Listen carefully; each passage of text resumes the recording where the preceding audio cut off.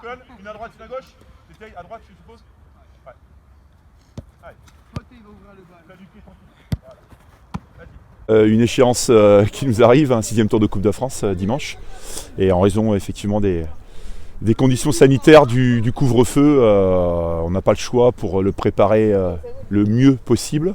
J'avais prévu 5 séances, 2 dans le week-end, 2 en semaine, et pour les faire en semaine avec la majeure partie du groupe, il était plus que nécessaire d'en faire une le matin et une l'après-midi, donc là c'est pour ça que 2 tiers du groupe est présent ce matin. Alors je pense que c'est révélateur sûrement du vivre ensemble de ce groupe-là. Oui, ça a été assez simple finalement. Alors bien sûr, on perd toujours un petit peu de monde en route, des joueurs qui n'ont pas pu s'entraîner pour leurs conditions professionnelles, et puis d'autres aussi qui sont blessés.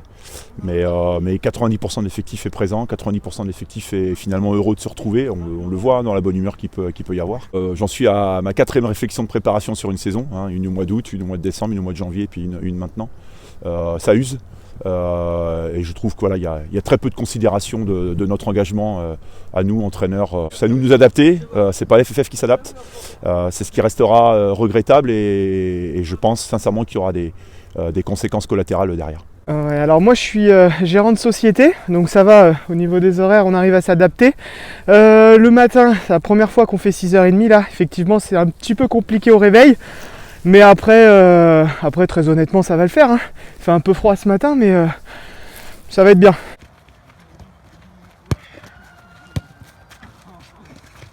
Alors nous, on n'est pas en Coupe de France. L'objectif principal, c'était de garder une continuité dans la préparation physique, de préserver un lien par rapport au groupe.